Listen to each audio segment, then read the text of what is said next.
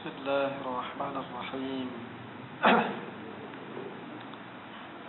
السلام عليكم ورحمة الله وبركاته.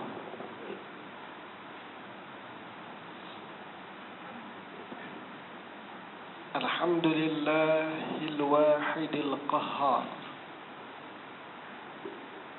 العزيز الغفار مقدر الأقدار مصرف الأمور مكور الليل على النهار تبصرة لأولي القلوب والأبصار ونصلي ونسلم على هذا النبي الكريم سيدنا وحبيبنا ومولانا محمدا الأمين. اللهم صل على سيدنا محمد وعلى آله وصحبه أجمعين. فأما بعد. Yang disegani Al-Fadil Tuan Imam, Tuan Pengurusi, seluruh saf kepimpinan jawatan kuasa Surau Jumaat As-Sabirin, tuan-tuan guru, sidang hadirin, muslimin, muslimat, mudah-mudahan semuanya dirahmati Allah. Alhamdulillah, setinggi kesyukuran kita rafa'kan ke hadrat Allah Subhanahu wa ta'ala, kerana Allah Subhanahu wa ta'ala masih lagi memilih kita daripada sekalian kalangan hamba-hambanya untuk terus kita berada di dalam jilsah tayyibah, suatu pertemuan yang disifatkan sebagai tayyibah, pertemuan yang murni insya-Allah. Moga-moga kita semua mendapat natijah hasil daripada pertemuan dan majlis kita ini, seperti mana keputusan dan natijah yang pernah disebut dan diungkap oleh Sayyidina Ali radhiyallahu anhu wa ardah. Kata Sayyidina Ali, man qabila nasihah salima minal fadihah. Sayyidina Ali mengatakan sesiapa sahaja dalam kehidupan dia qabilan nasihah, dia memperuntukkan waktu, melapangkan masa, qabilan nasihah, untuk dia mendengar butiran-butiran nasihat agama, untuk dia meneliti perkhabaran daripada Al-Quran dan hadis, maka kata Sayyidina Ali, orang seperti ini salima minal fadihah, dalam kehidupan dia akan terselamat daripada huru hara, dia akan terhindar dari malapetaka. Allah Subhanahu wa ta'ala akan licinkan, dan Allah Jalla wa Ala insya-Allah akan bantu dia supaya kehidupannya itu tidak lari daripada petunjuk wahyu Allah Subhanahu wa ta'ala. Tahniah kepada surau tuan-tuan yang berjaya meneruskan kelangsungan majlis tarbiyah seumpama ini. Moga-moga ia menjadi saksi dan bekal yang akan kita bawa menghadap Allah Jalla wa'ala di akhirat kelak, memberatkan timbangan amal salih kita semua insya-Allah. Sidang hadirin muslimin muslimat rahimakumullah. Di dalam sepotong hadis Nabi sallallahu alaihi wasallam bersabda, qala Rasul sallallahu alaihi wasallam, thalathun muhlikat, syuhun muta' wa hawa'un muttaba' wa i'jabul mar'i binafsih. Hadis riwayat Imam Tabrani. Kata Nabi sallallahu alaihi wasallam, salasun muhlikat. Ada 3 perkara di dalam kehidupan ini, kata Nabi sallallahu alaihi wasallam, di mana ketiga-tiga perkara ini, 3 benda yang Nabi sallallahu alaihi wasallam nak berikan penekanan ini. Sifat perkara ini ialah muhlikat. Muhlikat ini dengan maksud 3 perkara yang akan membinasakan kehidupan. 3 benda yang andainya manusia tak peduli dia lakukan, dia turuti 3 perkara ini, maka muhlikat kehidupannya porak-peranda. Kehidupannya itu tidak dijaga oleh Allah Subhanahu wa ta'ala. Bahkan dia akan menempa muhlikat, kehancuran dan kebinasaan. Hadirin yang dirahmati Allah Subhanahu wa ta'ala. Maka 3 perkara yang membinasakan itu juga boleh kita terjemah dalam 2 Jamadil Awal 1442 Hijriah pada malam ini. 3 perkara yang berbahaya kita boleh terjemah sebagai 3 virus yang sangat berbahaya kepada iman dan Islam kita. Baik, hari ini hadirin yang dirahmati Allah,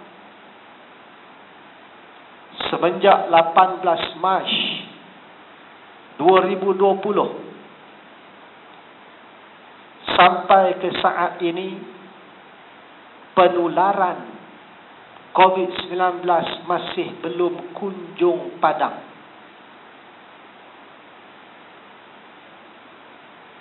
Apabila kita menyemak lembaran sirah ataupun lembaran kisah yang terdahulu, berlaku pada tahun 639 Masihi. 639 Masihi. Satu penularan virus wabak yang menjadi pandemik pada ketika itu. Virus yang mulanya berpunca di kota Amwas, Jordan, merebak ke Jazirah Yaman, ke negara Arab dan ke negara-negara lain,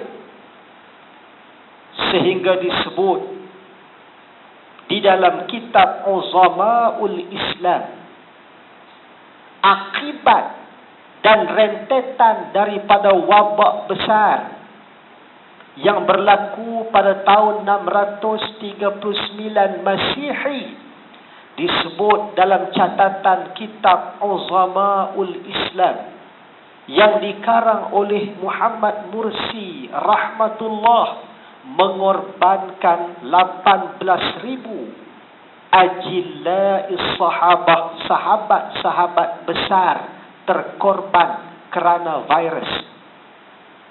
Siapa sahabat itu? Muaz bin Jabal radhiyallahu an. Muaz yang Nabi Muhammad sebut, Muaz bin Jabal ini afqah al-halal wal haram. Orang yang sangat wibawa ilmu dia dalam bab hukum halal dan haram. Siapa lagi yang terkorban pada tahun 639 Hijrah lantaran 639 Masihi kerana wabak di Jordan itu ialah Abu Ubaidah Amir Al-Jarrah. Mereka ini semua sahabat kanan Rasulullah. 18,000 terkorban disebut dalam kitab Uzama'ul Islam. Dan dinyatakan di dalam kitab Ibnu Katsir Al-Bidayah wan Nihayah angka korban lantaran wabak ta'un ketika itu 30,000 orang di kalangan sahabah terkorban.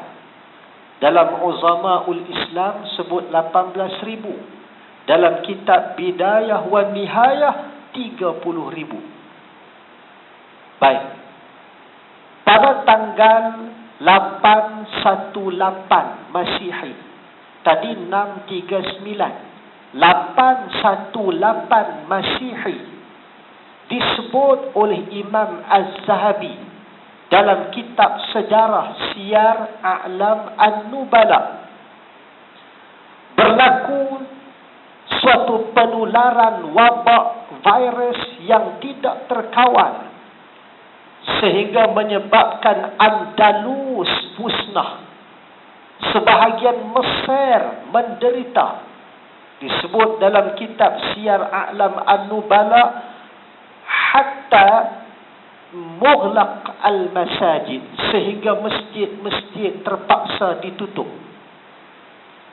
Dan disebut oleh Al-Imam Az-Zahabi rahmatullahi alaih, wabak yang sangat dahsyat itu juga diulas oleh Ibnu Al-Jauzi, memakan angka korban sehari 1,000 orang.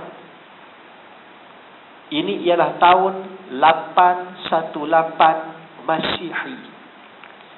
Dan dicatat oleh Ibnu Al-Jauzi pada tahun 1049 Masihi. Ibnu Al-Jauzi mencatatkan dan merekodkan berlaku satu wabak virus besar di Asia Tengah. Kata Ibnu Al-Jauzi, pada tahun 1049 Masihi, virus yang menular ketika itu menyebabkan manusia mati. Dan angka kematiannya, kata Ibnu Al-Jauzi, sehari manusia mati 18,000 orang. Sehari 18,000 orang. Ini catatan Al-Imam Ibnu Al-Jauzi. Tuan-tuan, sidang muslimat sekalian, ini semua virus yang berbahaya. Ya, kita akui. Sebab itu alhamdulillah tuan-tuan, akur muslimat pun patuh dengan SOP. Tapi jaga-jaga hadis yang kita bawa malam ni. Nabi SAW berbicara tentang ada 3 virus yang muhlikat, membinasakan kehidupan seseorang. Yang pertama, kata Nabi SAW, syuhun muta'. Syuhun muta', rasa ataupun perasaan kedekut. Muta', yang dia itu mengangkat perasaan itu. Maksudnya dia biar perasaan itu mendominasi jiwa dan hati dia. Rasa sayang pada harta, tak mau bagi, tak mau infak, semua orang ada. Tapi jenis manusia ni, dia membiarkan perasaan itu menguasai diri dia. Syuhul muta', kata Nabi SAW, ini adalah bahaya, virus yang membinasakan kehidupan seseorang manusia. Muslimin muslimat yang dirahmati Allah Subhanahu wa ta'ala. Maka sebab itu di dalam Islam kita digesa dan kita disuruh kita ini cuba sedaya upaya menanam konsep infak di dalam kehidupan kita. Besar, cara besar, kita ada harta sikit, cara sikit. Kerana itu di dalam Islam, konsep infak tak tunggu nanti jadi kaya. Nabi kata, ittaqun nar walau bisyiqqi tamrah. Kamu kena ada minda infak. Kita kena tanam minda infak ini. Bukan tunggu kamu ada al-ghina, kamu ada kekayaan. Tapi minda infak kena tanam. Biar dia beraja dalam hati kita. Meskipun kita hanya ada ketika itu syiqqi tamrah, sebelah tamar. Hatta satu tamar, sebelah tamar, minda infak. Minda nak bagi orang sikit. Minda tu kita kena ada dalam kehidupan kita. Muslimin muslimat yang dirahmati Allah Subhanahu wa ta'ala. Sebab itu peristiwa COVID-19 ini memberikan tarbiyah kepada semua orang yang susah. Dia merasai kesusahan dan penderitaan. Yang ada harta sikit ataupun banyak, Allah tes kita. Berapa banyakkah infak kita yang telah mengalir untuk mengurangkan penderitaan sahabat-sahabat kita yang lain. Muslimin muslimat yang dirahmati Allah Subhanahu wa ta'ala. Tapi kadang-kadang syuhun muta', perasaan kedekut yang kita biarkan dia kuasai diri kita itu, akhir zaman ini kadang-kala ia makin menjadi-jadi. Serangan virus ini begitu kuat. Kadang-kadang hadirin sekalian, tuan-tuan, didamai rasa ni alhamdulillah lah. Tapi kadang-kadang kalau kita tengok suasana di luar, hadirin sekalian, sekarang dah boleh bergerak dah. Maknanya kenderaan pun ikut kapasiti ruang tempat duduk. Dah boleh meeting secara fizikal. Kadang-kadang kita pergi meeting luar kawasan, hadirin sekalian. Yang naik kereta dengan kita ni ramai naik kereta dengan kita. Sembang ni macam-macam tuan-tuan. Segala macam topik dalam negara, luar negara, parlimen apa semua sembang. Bila naik plus, naik highway sampai tol, tidur pula semua. Tadi sembang bagus bertolak pagi, nak pergi jauh ni, bertolak pagi. Bila sampai RNR, nak makan pagi, semua jaga. Bila RNR ni, bila sampai nak makan pagi, nak sarapan pagi, berebut pakat nak bayar sarapan pagi. Berebut pakat nak bayar. Sebab dia nak bayar siap-siap hak pagi, supaya nanti hak tengah hari dia tak payah bayar apa. Tengah hari ikan patin mahal, ikan patin sangkang. Ni minda kita ni, hadirin rahimakumullah, biasanya saya dan kebanyakan orang sukar kita nak dapat minda infak itu. Benda ni kita kena latih, masing-masing kena latih diri kita sendiri. Sebab itu sampai masa dah bila kita bercakap soal infak, sampai masa dah untuk kita bertindak sekarang. Apa tindakan dia? Usahakan dah untuk kita ni, ahli masjid, ahli surau, adakan tabung dah, tabung infak secara harian di rumah kita. Tuan-tuan dah dengar hadis infak ni, ratusan hadis, sampai masa dah kita dengan plan tindakan. Kita infak tiap-tiap hari, hadirin sekalian. Tiap-tiap hari. Mak saya bagi tahu, alhamdulillah, infak sehari tak banyak, sehari RM1. Tapi beliau alhamdulillah istiqamah dengan infak itu. Yang penting kita infak setiap hari. Dan insya-Allah kita akan dapat doa malaikat Allah Subhanahu wa taala tiap hari. Kadang orang kaya dia tak mau infak tiap hari, dia infak 6 bulan sekali. Walaupun jumlahnya banyak, tetapi dia hanya dapat doa malaikat 6 bulan sekali. Allahumma a'ti munfiqan khalafa, Allahumma a'ti mumsikan talafa. Malaikat doa sesiapa yang infak, Allah Subhanahu wa taala tukarkan dengan gantian yang lebih baik. Tukaran itu tidak semestinya pada harta. Kadang-kala Allah sembuhkan penyakit kita. Allahu akbar. Kadang-kala Allah daf'ul bala, Allah hindari kita daripada terkena bala. Kadang-kala gantian lantaran sedekah dan infak kita, Allah Subhanahu wa taala campahkan, suburkan kebahagiaan dalam rumah tangga kita. Hadirin yang dirahmati Allah, maka al-barakah kurniaan Allah yang tidak boleh diukur dengan mata kasar. Sebab itu hadirin yang dirahmati Allah, bila kita adakan tabung sendirian, tabung kita personal di rumah kita itu, kita letaklah sehari RM2, RM5, RM10, RM20, ikut kemampuan kita. Dan bila kita letak, kita tak boleh ambil duit tu pergi servis kereta ke apakah. Tak boleh. Sifat dia macam letak di tabung masjid.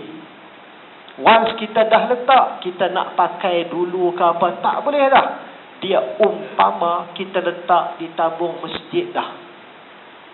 Nanti cukup seminggu, kita bawa, kita bagi kepada sesiapa. Ataupun kita infak pada masjid, surau dan seumpamanya. Cukup sebulan pun tak apa. Sampai masa dah kita dengan infak ni, kita orang masjid, orang surau, kena infak. Biar kita dapat doa malaikat tiap hari. Especially tiap pagi, tiap subuh. Muslimin muslimat yang dirahmati Allah Subhanahu wa ta'ala. Dalam masa yang sama hadirin sekalian, Allah ajar kita, bila kita infak, tengok kepada priority, al-awlawiyat. Ada orang bila bab nak serah infak dia, dia cari yang jauh-jauh dulu. Cari yang jauh-jauh dulu. 400 km dulu. Bagus, dapat pahala. Tapi Quran ajar, infaklah, tengok kepada awlawiyat, fiqh keutamaan. Al-Quran mengajar kita, yas'alunaka maza yunfiqun. Priority infak di dalam suratul Baqarah ayat 215. Ketika ditanya macam mana cara nak infak, kepada siapa patut diutamakan infak, kata Allah, qul ma anfaqtum min khairin falil walidain. Infak ni hadirin sekalian, keutamaannya pada mak ayah kita. Infak keutamaannya pada ibu ayah kita. Muslimin muslimat yang dirahmati Allah Subhanahu wa ta'ala. Sebab tu kadang-kadang hadirin sekalian, ada orang sibuk dia infak ratusan kilometer, okey. Tapi dalam masa yang sama, infak wajib pada mak dia di kampung kadang-kala tidak seperti mana yang diminta oleh agama. Ada seorang sahabat saya penceramah. Habis ceramah hadirin sekalian, dia diajak oleh seorang makcik. Makcik ni ajak penceramah sahabat saya ni pergi ke rumah dia di satu kampung. Makcik ni berbesar hati dengan sahabat saya ni, ajak masuk ke rumah dia. Maka penceramah sahabat saya ni pun masuklah rumah makcik ni. Bila masuk, hadirin sekalian, waktu tu ada program siaran televisyen, program yang baik. Maksudnya rancangan-rancangan yang berkonsep agama. Maka sahabat saya kata, makcik, elok buka televisyen waktu ni, ada siaran yang baik ni, ada program agama. Kata makcik ni, boleh, sat. Makcik ni pun, tuan-tuan sekalian, dia pi dekat TV dia, bila nak buka TV, kalau tuan-tuan kita biasa guna remote, makcik ni dia nak buka TV dia pakai hempuk, tuan-tuan. Jenis aci hempuk. Jenis hempuk lagu tu. Hempuk sekali, tak menyala lagi. Dia hempuk kali tu, keluar gambar. Jenis tu, buka TV main hempuk.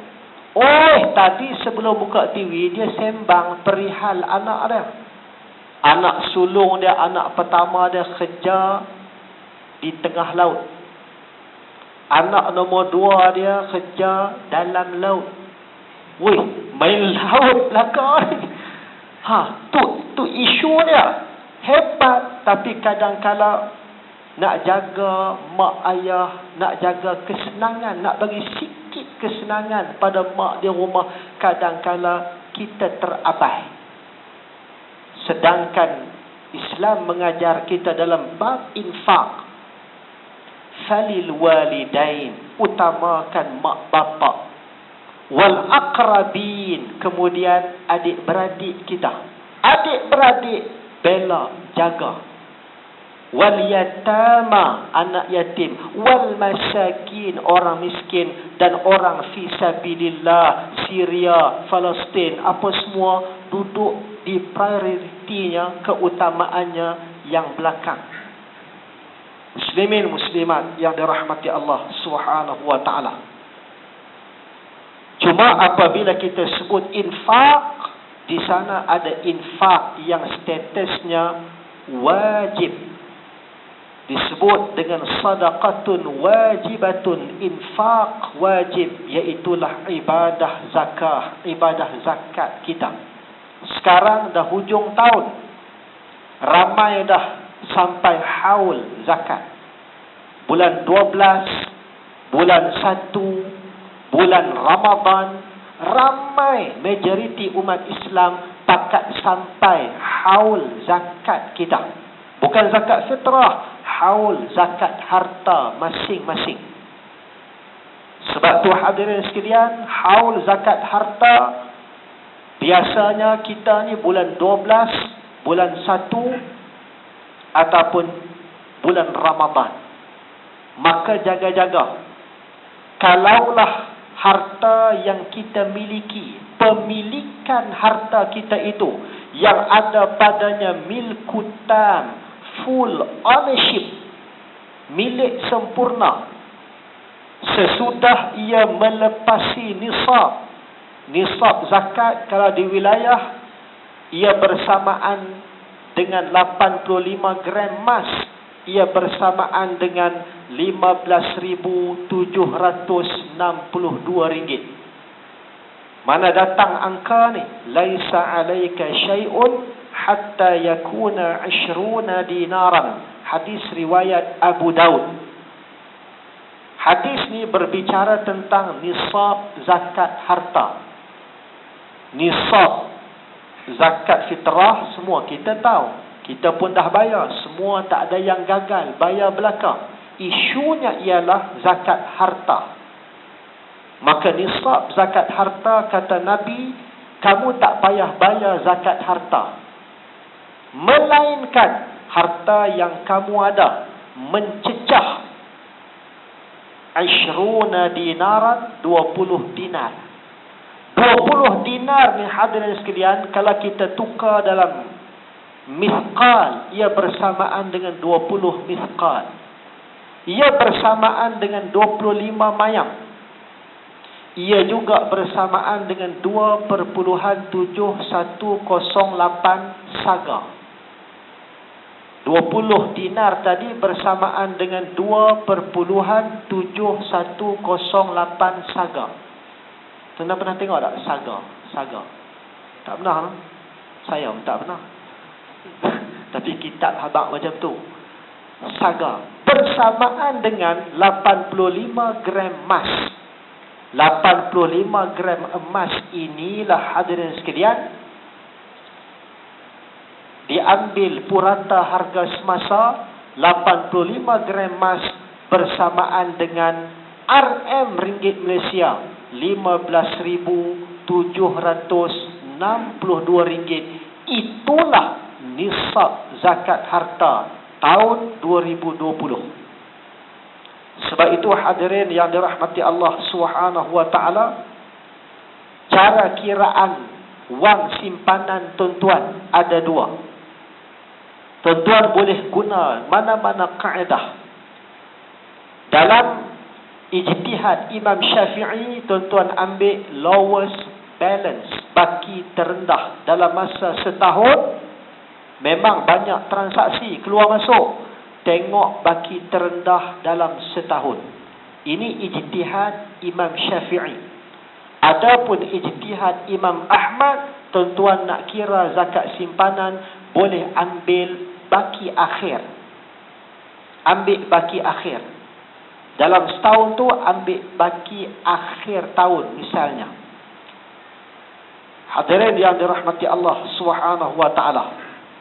Cuma kalau pusat zakat wilayah sekarang ini telah diselaraskan, dan juga bank muamalat pun buat cara yang sama, diambil baki akhir kerana ia lebih mudah.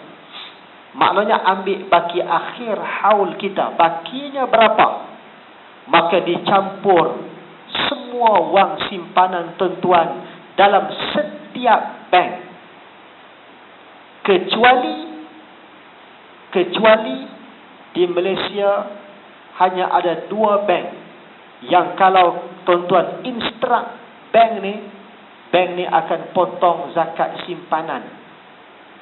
Dia akan potong bila cukup haul, cukup nisab, dia akan potong. Iaitu bank muamalat dan bank Islam. Tapi kena arahkan pihak bank untuk bayar zakat wang simpanan kita. Lain pada tu, kitalah yang kena bayar zakat wang simpanan kita sendiri. Kecuali kalau kita letak di tabung haji. Tabung haji telah pun mengeluarkan zakat untuk pendepositnya. Maka tabung haji maknanya selamat. Kita tidak dituntut oleh agama untuk bayar zakat wang simpanan lagi. Tapi kalau ASB, dia ada panel syariah. Panel syariah ASB kata belum lunas zakat wang simpanan, kita kena bayar sendiri. Maka berapa amount yang berbaki darab dengan 2.5%, itulah zakat wang simpanan. Muslimin muslimat yang dirahmati Allah Subhanahu wa taala. Baik, virus yang kedua, wahawa'um muttaba'. Bahaya yang kedua kata Nabi SAW ialah runtunan hawa nafsu yang diikuti. Semua orang ada hawa nafsu. Nabi SAW juga ada nafsu. Tapi Nabi SAW yang pimpin nafsunya. Golongan yang kena virus ini ialah dia membiarkan hawa nafsu memimpin kehidupannya. Maka orang yang membiarkan runtunan syahwah menjadi Tuhan kepada kehidupan dia, golongan ini kata Nabi SAW muhlikat, dia akan menempa kehancuran dan kebinasaan. Muslimin muslimat yang dirahmati Allah Subhanahu wa taala.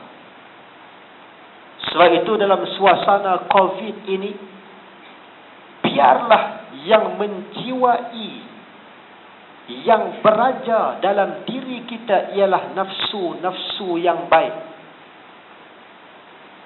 nafsul mutmainnah, paling kurang lawamah, biarlah nafsu-nafsu yang baik.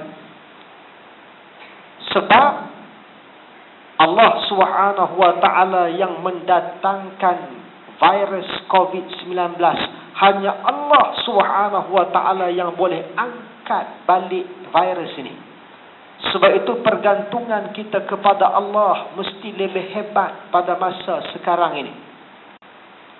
Tetapi apabila ada kalangan manusia yang meletakkan syahwah sebagai pegangan dia, dalam suasana COVID-19 yang patutnya kita memperhebatkan istighasah, munajat pada Allah, tapi realitinya hari ini yang berlaku di depan kita tidak macam tu. Tengah-tengah virus COVID-19 memuncak naik, masih lagi diadakan anugerah bintang popular berita harian.